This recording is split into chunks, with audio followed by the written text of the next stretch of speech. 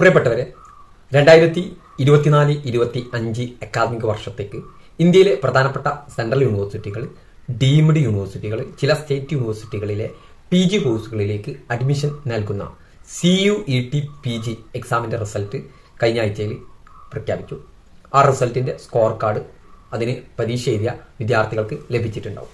ഇനി അഡ്മിഷൻ പ്രക്രിയ എങ്ങനെയാണ്, അതിന് എത്ര മാർക്ക് വേണം അഡ്മിഷൻ ലഭിക്കാൻ, എന്തൊക്കെ കാര്യങ്ങളാണ് അഡ്മിഷന് വേണ്ടത് എന്നതിനെ കുറിച്ചൊക്കെ ഒട്ടേറെ വിദ്യാർത്ഥികൾ സംശയങ്ങൾ ചോദിക്കുകയുണ്ടായി. അതുമായി ബന്ധപ്പെട്ട കാര്യങ്ങൾ പറയുന്നതിന് വേണ്ടിയിട്ടാണ് ഞാൻ ഈ വീഡിയോയിൽ വന്നിട്ടുള്ളത്.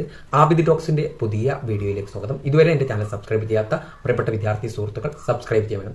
CUT PGയുമായി ബന്ധപ്പെട്ട എല്ലാ അഡ്മിഷൻ വിവരങ്ങളും നമ്മൾ വളരെ കൃത്യമായിട്ട് നമ്മുടെ ചാനലിലൂടെയും അതുപോലെ തന്നെ ഇതിനടിയിൽ കൊടുത്ത വാട്സപ്പ് ഗ്രൂപ്പിലൂടെയും നൽകുന്നതായിരിക്കും. അതിനാൽ തന്നെ അതിലൊക്കെ ജോയിൻ ചെയ്യുക, ചാനൽ സബ്സ്ക്രൈബ് ചെയ്യുക. ഓക്കെ, അപ്പോൾ നമ്മൾ CUT PGന്റെ റിസൾട്ട് വന്നു. കഴിഞ്ഞ കാലങ്ങളിൽ നിന്ന് വ്യത്യസ്തമായിട്ട് വളരെ നേരത്തെയാണ് റിസൾട്ട് വന്നത്. അതുകൊണ്ട് തന്നെ നമ്മൾ പെട്ടെന്നും അഡ്മിഷനുകൾ എല്ലാം തുടങ്ങുമെന്ന് ഒരിക്കലും വിചാരിക്കരുത്. എല്ലായിടത്തും വെക്കേഷൻ ആകാനായി. അതുകൊണ്ട് തന്നെ ഇപ്പോൾ ചില ഡീംഡ് യൂണിവേഴ്സിറ്റികളൊക്കെ അഡ്മിഷനുള്ള നടപടികൾ തുടങ്ങിയിട്ടുണ്ട്. അതിനൊരു ഉദാഹരണമാണ് ബാംഗ്ലൂരിൽ സ്ഥിതി ചെയ്യുന്ന doctor BR Ambedkar school of economics എന്ന സ്ഥാപനം അഡ്മിഷന്റെ രജിസ്ട്രേഷന് വേണ്ടിയിട്ട് അതിൽ അപ്ലൈ ചെയ്ത വിദ്യാർത്ഥികൾക്ക് മെയിൽ അയച്ച് തുടങ്ങിയിട്ടുണ്ട്. അതെല്ലാ കൊല്ലവും അവർ ചെയ്യുന്ന ഡീംഡ് യൂണിവേഴ്സിറ്റി ആയതുകൊണ്ട്. പക്ഷേ സെൻട്രൽ യൂണിവേഴ്സിറ്റികളൊന്നും നമ്മൾ CUTക്ക് പരീക്ഷ എഴുതിയ ആർക്കും മെയിൽ അയക്കാൻ ഉള്ള സാധ്യതയില്ല.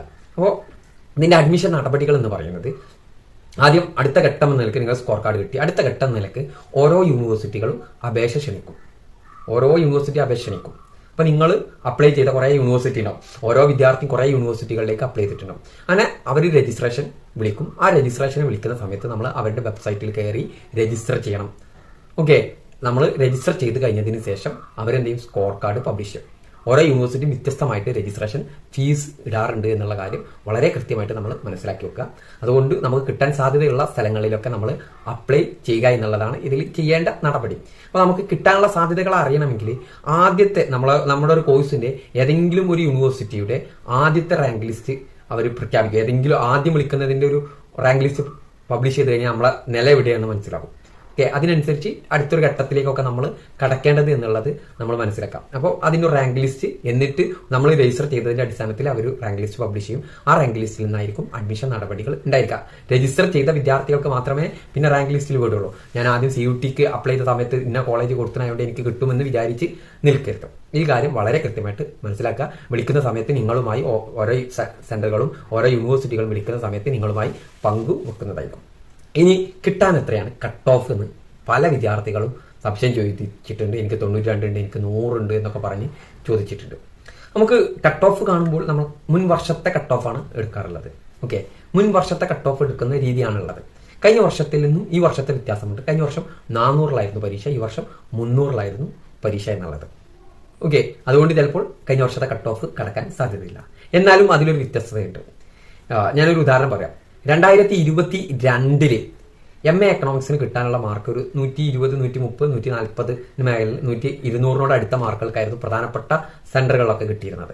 എന്നാൽ കഴിഞ്ഞ വർഷം 100 കിട്ടിയ വിദ്യാർത്ഥികൾക്ക്, 50 കിട്ടിയ വിദ്യാർത്ഥികൾക്കൊക്കെ പല പ്രധാനപ്പെട്ട സെന്ററുകളിലും ലഭിച്ചിട്ടുണ്ട്. അപ്പോൾ ക്വസ്റ്റ്യൻ പേപ്പറിന്റെ ടഫിന്റെ അടിസ്ഥാനത്തിൽ അത് നിൽക്കുന്നതാണ്. അപ്പോൾ നിങ്ങൾക്ക് ഇതിലൊരു ടഫ് എന്നുള്ളൊരു സാധനം അറിയണമെങ്കിൽ CUT പരീക്ഷ നടത്തിയ NTA ഏറ്റവും ഹയസ്റ്റ് മാർക്കുള്ള ഓരോ കോഴ്സിന്റെയും ഹയസ്റ്റ് മാർക്കുള്ള കുട്ടിന്റെ മാർക്ക് പബ്ലിഷ് ചെയ്തിട്ടുണ്ട്.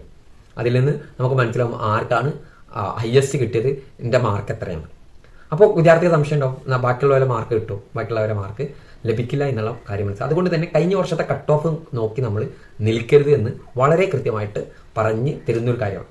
എന്നാൽ നമ്മൾ മനസ്സിലാക്കി വെക്കേണ്ടത്, എൻ്റെ ഒരു കാഴ്ചപ്പാടിൽ 300-ൽ 100-ന് മുകളിലുള്ള മാർക്കുള്ളവർക്കൊക്കെ ഏകദേശം സാധ്യതയുണ്ട്.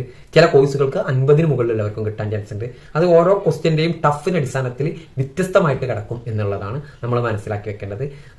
100-ന് അടിയിലുള്ളവർ അത് പ്രതീക്ഷിക്കാതിരിക്കരുത്, അതും കിട്ടാൻ ചാൻസ് ഉള്ളതാണ് എന്നുള്ളത് നമ്മൾ വളരെ കൃത്യമായിട്ട് മനസ്സിലാക്കണം. ഇനി രജിസ്ട്രേഷൻ സമയത്ത് എന്തൊക്കെയാണ് വേണ്ടി വരിക എന്നുള്ളത് അത് നമ്മൾ ആദ്യം കൃത്യമായിട്ട് മനസ്സിലാക്കി വെക്കേണ്ട ഒന്ന്, നമ്മുടെ ആധാർ, ഒരു ഫോട്ടോ നിർബന്ധമായിരിക്കും. അതുപോലെ തന്നെ നമ്മൾ CUTയുടെ സ്കോർ കാർഡ് നിർബന്ധമാണ്. SLC ബുക്ക്, അതുപോലെ +2 മാർക്ക് ലിസ്റ്റ്, അതുപോലെ രജിസ്ട്രേഷൻ സമയത്ത് നമ്മുടെ ആദ്യത്തെ ആ 6th സെമസ്റ്ററിന്റെ റിസൾട്ട് വന്നിട്ടില്ലെങ്കിൽ ഏതൊക്കെ സെമസ്റ്റർ റിസൾട്ട് വന്നിട്ടുണ്ടോ അതൊക്കെ ചിലപ്പോൾ ആവശ്യമാണ്. ചില യൂണിവേഴ്സിറ്റികളൊന്നും അത് ചോദിക്കാനും സാധ്യതയില്ല. ഇനിയിപ്പോൾ അതിൽ ചില വിദ്യാർത്ഥികൾ ഞാൻ ഇമ്പ്രൂവ്മെന്റ് ചെയ്തപ്പോൾ എനിക്ക് കൂടിയിട്ടുണ്ട്, അതിലേക്ക് ആഡ് ചെയ്യണം. അതിലൊന്നും നിങ്ങൾ പറയും അതിൽ എത്രയാണോ കട്ട് ഓഫ് പറഞ്ഞാൽ മാർക്കിന്റെ മുകളിൽ ഉണ്ടായാൽ മതിയല്ലോ. അത് ആദ്യം മനസ്സിലാക്കി വെക്കുക. മെയ്യിലാകുമ്പോഴേക്കും എല്ലാ കേരളത്തിലെ യൂണിവേഴ്സിറ്റികളും 6th സെമസ്റ്ററിന്റെ റിസൾട്ട് വരും. അത് കഴിഞ്ഞിട്ട് കൺസോളിഡേറ്റഡ് മാർക്ക് ലിസ്റ്റ് ഓൺലൈൻ വഴി ലഭിക്കും. അത് ഉപയോഗിച്ചിട്ട് നിങ്ങൾക്ക് അപ്ലൈ ചെയ്യാൻ കഴിയും. അത് കഴിഞ്ഞാൽ ഒറിജിനൽ കൺസോളിഡേറ്റഡ് പ്രൊവിഷണൽ സർട്ടിഫിക്കറ്റ് കിട്ടും. ഒറിജിനൽ സർട്ടിഫിക്കറ്റ് ആവശ്യമില്ല എന്നുള്ളത് മനസ്സിലാക്കി വെക്കുക. പിന്നെ നമുക്ക് വേണ്ടത് കാറ്റഗറി സർട്ടിഫിക്കറ്റ് ആണ്. OBC, EWS, SC, ST പോലുള്ള കാറ്റഗറി സർട്ടിഫിക്കറ്റ് നിർബന്ധമായിട്ട് വരും.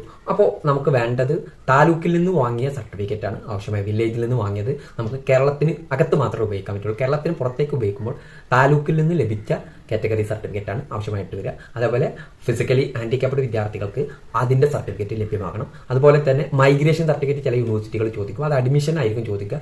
അത് നിങ്ങൾക്ക് അഡ്മിഷൻ കിട്ടിയിട്ട് കൊടുത്താൽ മതി എന്നതായിരിക്കും ഉണ്ടാവുക.